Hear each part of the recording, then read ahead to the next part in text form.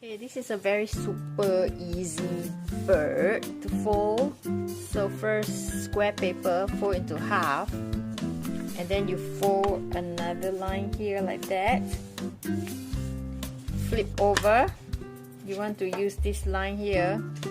Fold just this piece leave it. Just fold this piece up like that.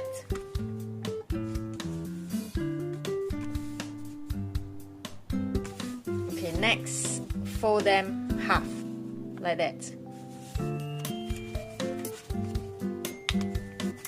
Okay, fold them half. Sorry, not so half, you just adjust. So it's half now. And then this one you fold up this way. Do the same for the other side. Fold up this way. And then this short one going to be the head or the beak, and then this one is going to be the tail. So you just, as usual, for all birds, you fold the head this way, in. Here you have the head, and then that's the bird you have. That's the bird. You have it. Okay, so you can always draw the eyes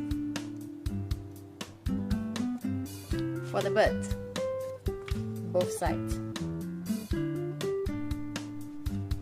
The eyes for the bird.